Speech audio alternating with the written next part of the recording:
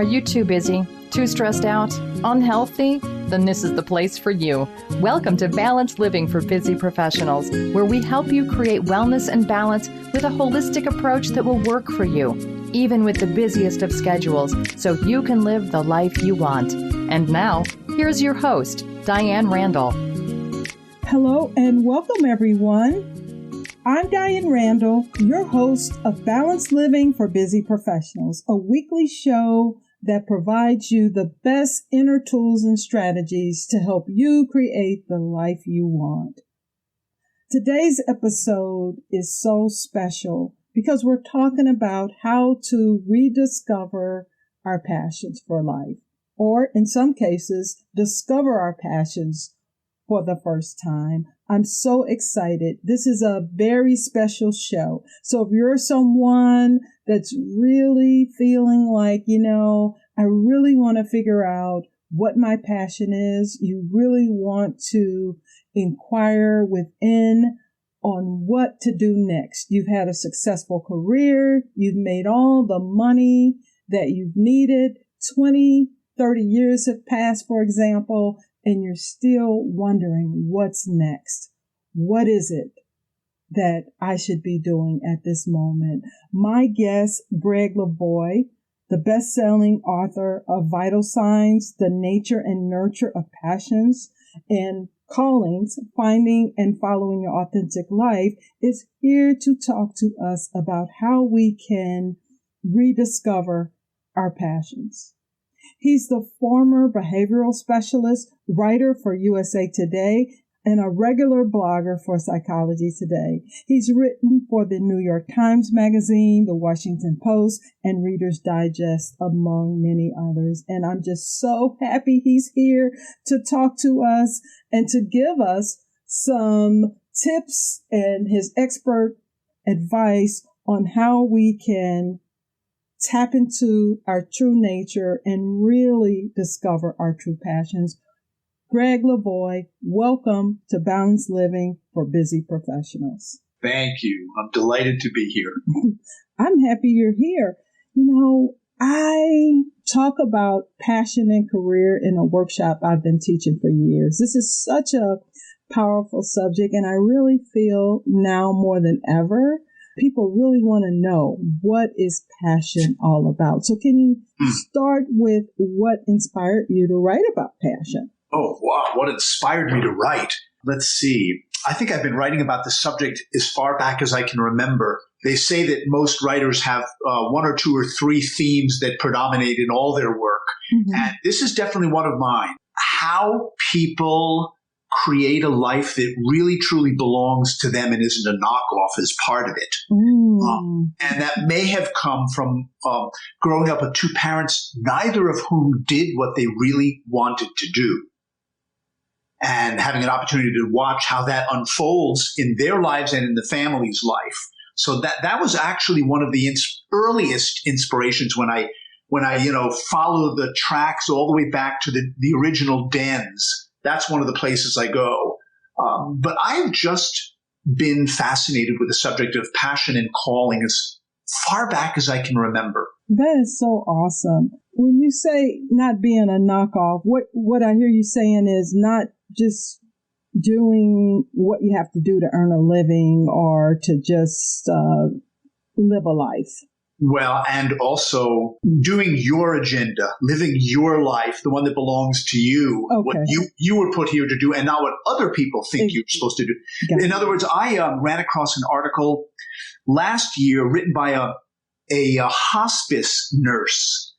Her name is Bronnie Ware, and she wrote a piece called The 5 Biggest Regrets of the Dying. And number one was, I lived the life other people thought I should live instead of my own. Wow. Yeah. That is huge. And that is most of us. So how do we begin to look at our life, to look at our own passion, living that life? Yeah. That's ours. Yeah. By the way, just to define a term or two, I'm probably referring to passion the way most people do. It's spark, it's mojo, it's vitality, and it's also, in my opinion, a skill. this is a place you come from. In other words, not just a place you're trying to get to. And I think of it as a mindset or a stance even that you take or don't take toward life. And it's one that is about being engaged in life, and passion is also the impulse toward growth. Okay. Yeah. And I remember there's a psychologist named Abraham Maslow, and he gave us the term self-actualization, which is big in the human potential movement. Self-actualizing types, he said, people who really bring themselves to fruition in the course of their life. These are the types who make the growth choice over the fear choice a dozen times a day. So that's a bar set pretty high. But the point is, that's what I think passion is. It's really the part of you that wants to grow in any arena, whether it's vocation, whether it's relationships, whether it's health and spirituality. It's that impulse. It's that part of you that wants to grow, but for many people, it's ignored because we have to be more concerned about, like you say in your book, safety, being in control, right? Security.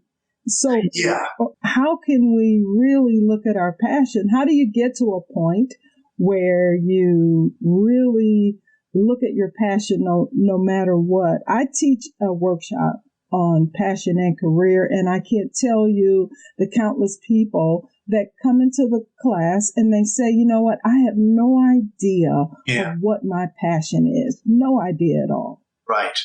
Yeah, right. I know that experience as well. So, when I hear people say that, they're probably referring to their vocation for one thing. But when I hear that, I remember somebody coming to me once and saying, I know you talk about dreams in your books, but I don't dream. I'm one of those people who doesn't dream. And science tells us that we all dream, and usually half a dozen times a night. Recall is the issue.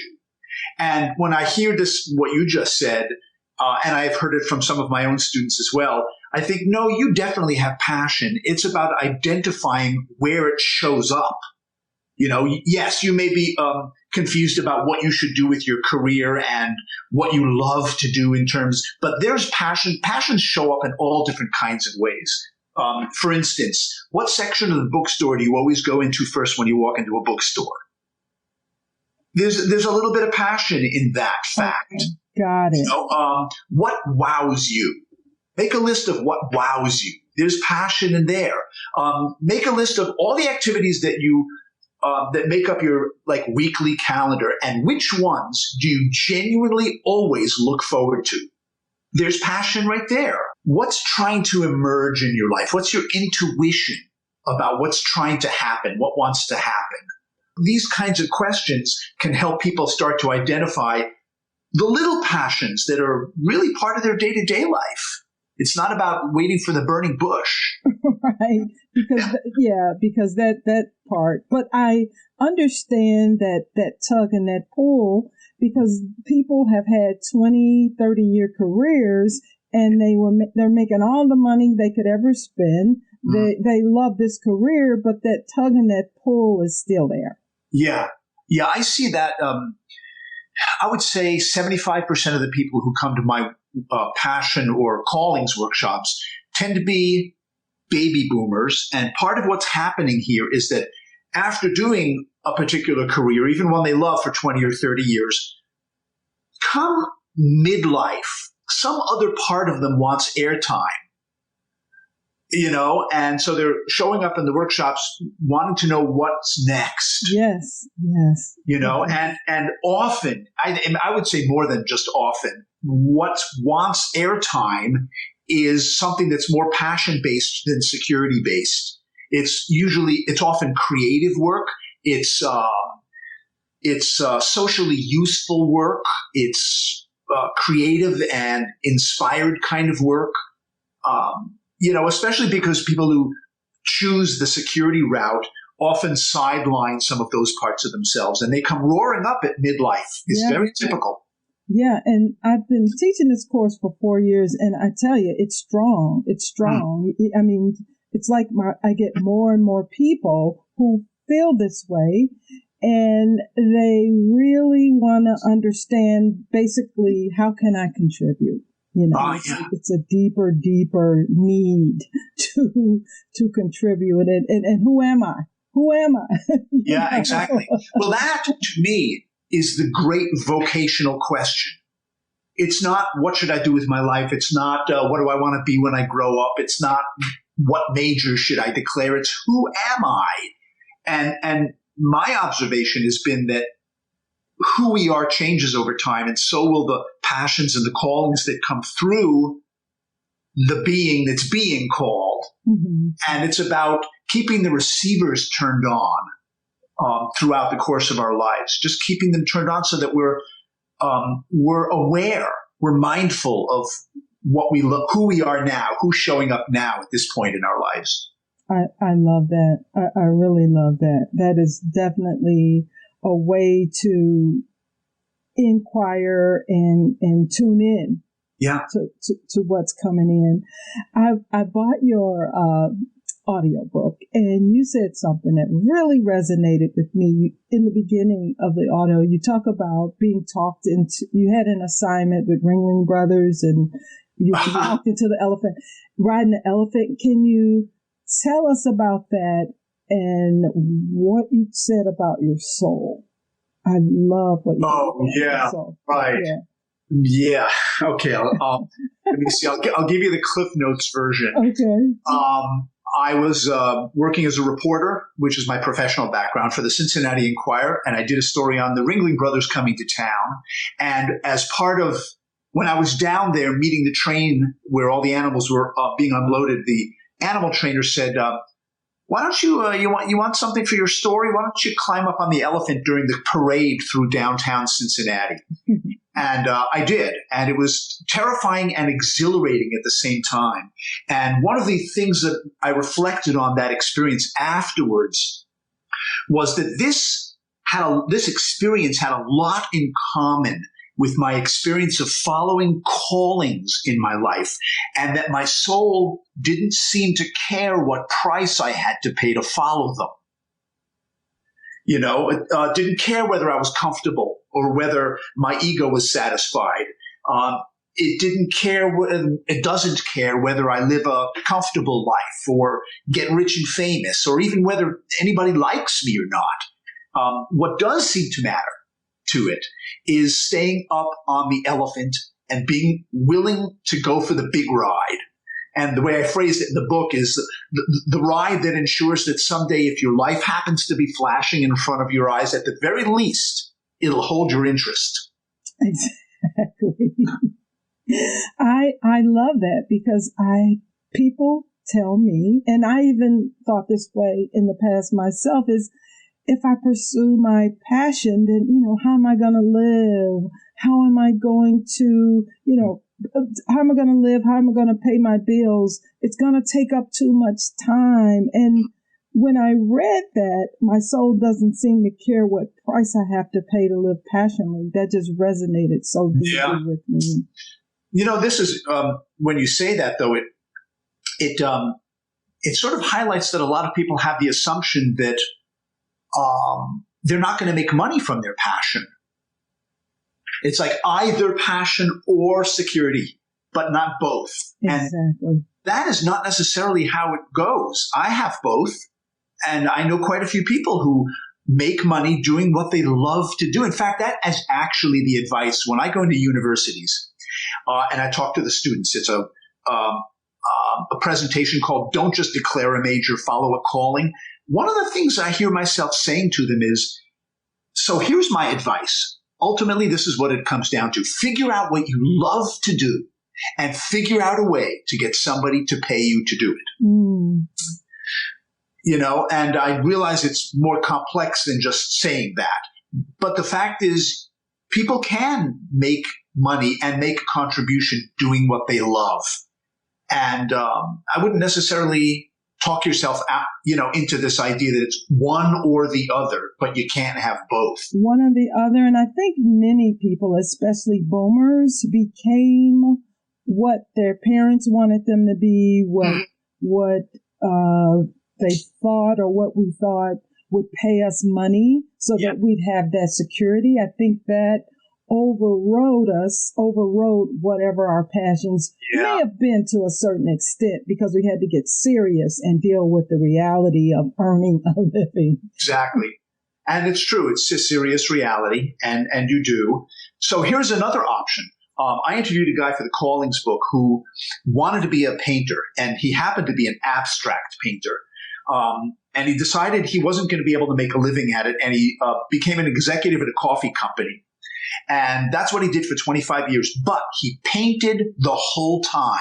He painted the entire 25 years. And by the time he made a switch and decided, okay, my kids are taken care of, they're on their own, don't need this great big house anymore, I'm going to devote myself to my painting. By the time he decided that, he'd been painting for 25 years, had built up contacts, gallery owners knew him, confidence, his work was quite advanced at this point. And so he didn't leap into an abyss at that point. And he said, I learned that you can do both security and passion side by side until such time as passion was able to take over. So, the point is, calls are negotiable. This is not like a divine subpoena. You've got to vote. You've got a voice. I love that. I really do. You also talked about wild nature. What does that mean?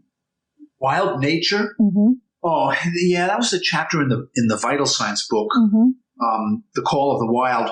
It's just one of the aspects of passion for me is our natural born selves, the part of us that is instinctual and intuitive, like animals, like the animals that we evolved from. And the natural world is home, it's source, and we have a lot of wildness in us, from our dream lives to our animal bodies to the kind of sensualities that we have, native kind of intelligence. And I just wanted people to remember that part of passion is a connection to nature and our deepest nature, and not just to be like, the body is not just a taxi cab to drive your brain around in, and there's a lot of passion that just comes through the five senses. When I ask people the question, what fills you with awe and wonder? A lot of the responses are responses that come through their senses. It's things that I see. It's things that I taste. It's musical genius. It's artistic genius, and so they're describing activities that involve their senses. And that to me all came under the umbrella of wildness, is part of who we are and part of our deepest life force and vitality. So, Gregg, how do we balance our true nature and the life that's safe, secure, and in control? Well, that's a great question. I had somebody once say to me years ago that I needed to learn how to manage paradox. So, in other words, I needed to be able to hold two seemingly contrary impulses inside of me at the same time without losing my marbles. And, for instance, security is great, so is passion. Faith is real, so is fear. The left brain and the right brain, commitment and freedom, whatever the dualities are that you're wrestling with, is to be able to hold the tension between the two of them and just let them talk to one another and not stuff one or the other under the floorboards just to get rid of the tension. And I think that's step one, perhaps, in balancing your sense of passion and your sense of security and responsibility and all that, is just acknowledge that they both exist. They're both important, and they both need expression in your life to some degree. Is just give them both their due and their time on the stage. I think that's part of it right there. Let's see. And that's certainly a new way of thinking. for many people because it's been one or the other, Right. That's right. It's not either or. It's both and. Right. That's so great. I think another thing you were you seem to be interested in sort of actionable steps for people. Yes. I think there's little ways to practice the passion piece because I think that is often the one that's the least developed among the passion security dyad. And there's ways to practice this, and one of them is bundle a little bit of novelty into your average week or month. And I'm into small actionable steps, not like turn the apple cart over kind of stuff. So I'm thinking, get up on the other side of the bed than the one you always get up on in the morning, if you can. Sit at a different side of the breakfast table than the one you always sit at. Drive to work a slightly different route than the one you always take. Buy something you've never bought at the grocery store. Rearrange one piece of furniture in your house. So, when you sit at a different side of the breakfast table, a quarter turn to the right or the left, and the whole view changes. Yes. And I think these are just little ways to practice novelty, which, frankly, in my opinion, is a corrective for habit and for routine and for little daily trances that we can just get into. So it's just a way of shaking it up a little bit and just see what happens, see how you feel after doing little things like that. Okay, I like that.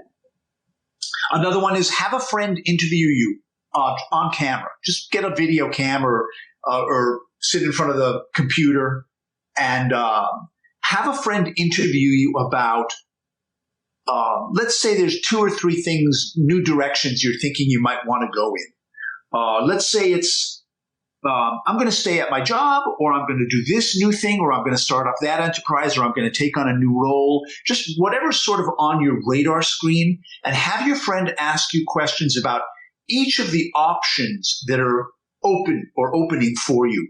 And just close in shot, a nice headshot. Mostly you want to see your face and your upper body. And just the point of the interview is just let them ask you questions to get you talking nonstop for a half an hour. And then what you do is get a bunch of friends together on a Friday night, make popcorn, and watch the video together and let them give you feedback on what they see. I like that. Because what you'll see is so much raw data just coming off your face about how you feel, how your body even feels about option 1, 2, and 3. You'll see changes in expression and gesture, posture, energy. You'll see the lights come on in your eyes when you're excited. You'll see them go off when you're bored. And it's just a way to get a visual aid on where your passion is and let your friends give you feedback. Awesome. I like that. I really like that. Just choose your friends wisely. Because, it's vulnerable stuff. It's intimate stuff. Definitely. Under the radar.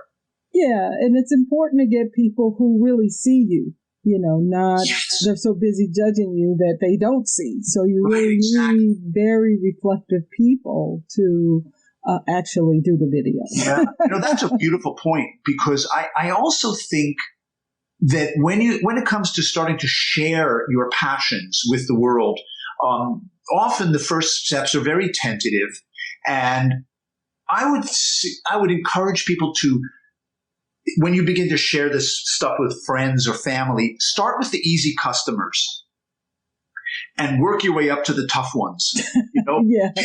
Like you said, people who really see you and believe in you and believe you can do it and love you actively.